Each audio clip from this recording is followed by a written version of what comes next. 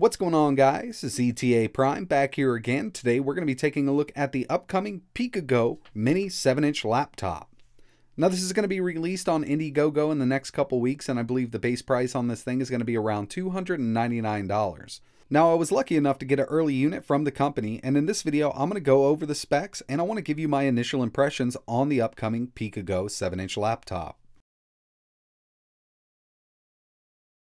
So as you can see here, this is a super small form factor Windows 10 PC. It does come preloaded with Windows 10 S, which can be easily upgraded from the Microsoft Store, free of charge. There are a couple things I really like about this laptop. First up, the keyboard itself. Now it is a smaller keyboard, but we have everything we need here. There's a separated spacebar, our left and right mouse buttons, and we also have this little touch nub, kind of like the Lenovo, but not as accurate. It does work, and you can get used to it. It will get the job done. But the main thing that really stands out to me is this screen. Now I know it's only a 7-inch screen and they wanted to keep this thing as small as possible. It's an IPS display at 1920 by 1200 with 10 points of touch, and it does have a 360 hinge, so you can fold this behind the keyboard and turn it into a tablet. The display is ultra sharp, and it's actually one of the best 7-inch displays that I've ever come across. On the front we have dual stereo speakers and it puts out plenty of sound, but it is a bit tinny.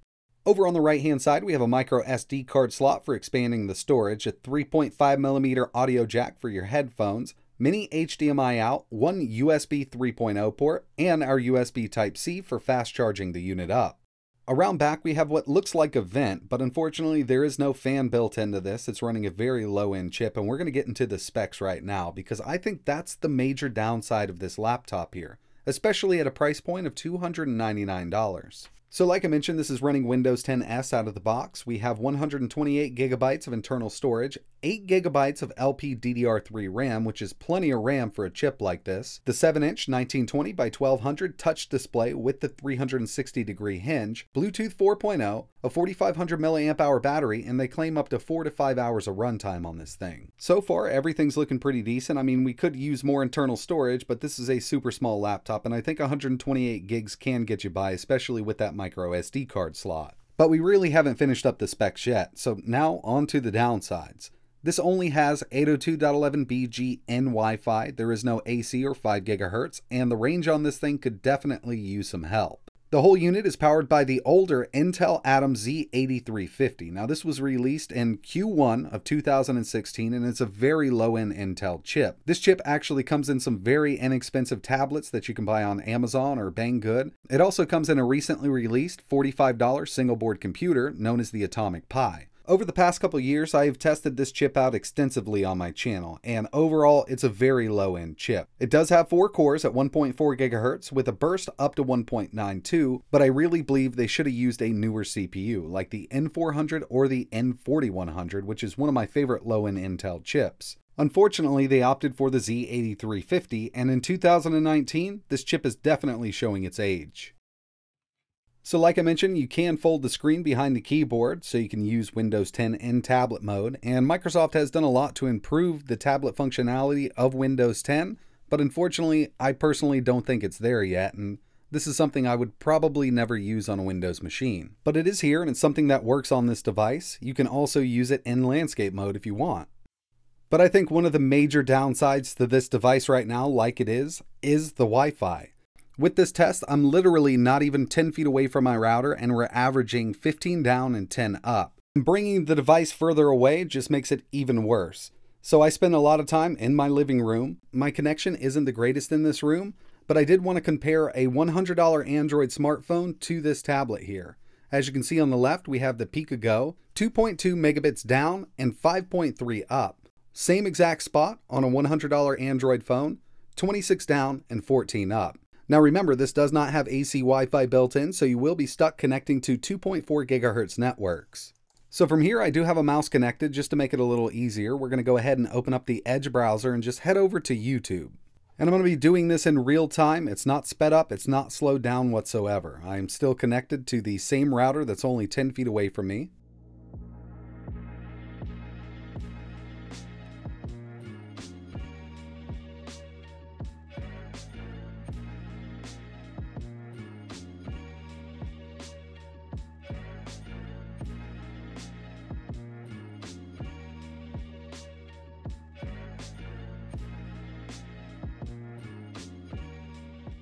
So it still hasn't loaded the full page and I'm getting a little impatient here. I'm going to go ahead and open up Chrome. It is a bit faster, but not by much. And just to give you an idea here, my internet speeds are rated at 450 megabits down and 30 up, so we shouldn't have any trouble loading any of this. It's definitely a combination between the lower end CPU and the Wi-Fi chip they chose to put in here.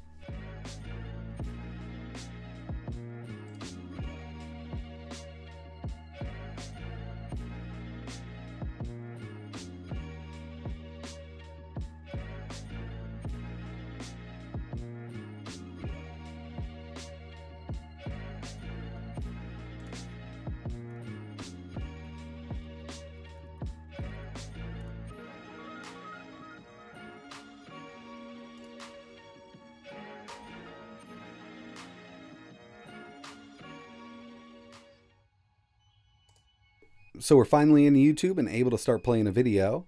I'm set at 720p on the video itself. And we will get drop frames with this Atom chip, but it won't be noticeable to the eye.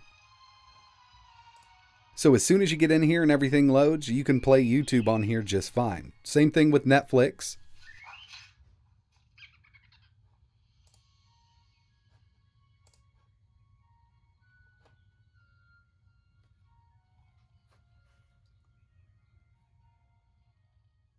But what about light gaming? Now this is the Windows version of Minecraft and it seems to be running pretty well. I do notice some stutters here and there, but it did take about 2 minutes to load the game up and get into gameplay.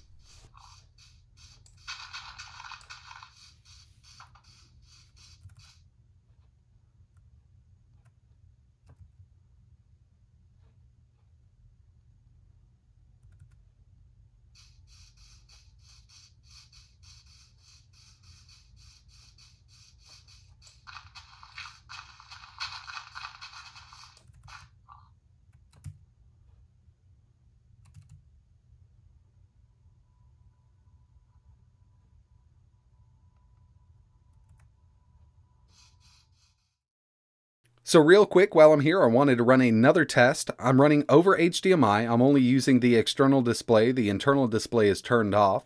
I've already loaded up Edge one time, so it should be loaded into memory. We're just going to see what happens here.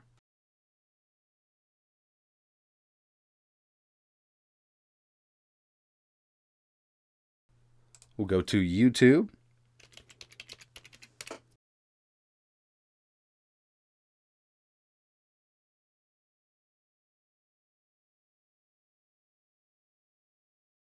We're getting real close to maxing it out.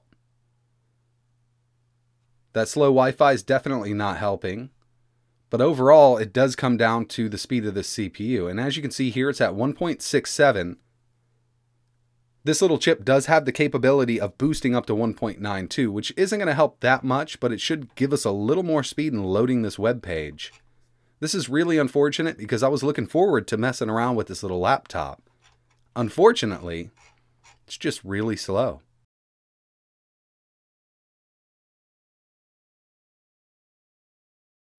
And before I wrap this up, I did want to run a quick Geekbench. Now this is Geekbench 4, this is not Geekbench 5. Single core, 782, multi, 1912. To put this into perspective for you, last year on Black Friday, I picked up a Lenovo laptop with the N4000 for $120 from my local Best Buy. And running this same test, single core, 1920, multi, 3268. So in the end, I really believe they should have used a different chip in here and included AC Wi-Fi. Now the N4000 would have been perfect, or the N4100, but I have seen a lot of manufacturers pushing the Z8350 because I believe they're getting them for real cheap since Intel really isn't making them anymore. This could have been an awesome piece of tech if they swapped that CPU out. In my opinion, it's just way too underpowered for coming out in 2019. I do love the screen, the form factor, and the keyboard. The whole unit is set up really nice, but it's just way too underpowered for what you're paying. So that's pretty much it for this video, guys. I really appreciate you watching. I will keep you posted if some kind of, let's say, firmware update or BIOS update allows for more performance out of this thing. But as it sits right now, you just saw the real world performance out of this thing, and I guess you can be the judge. If you have any questions or you want to see anything else running on this, just let me know in the comments below. But like always, thanks for watching.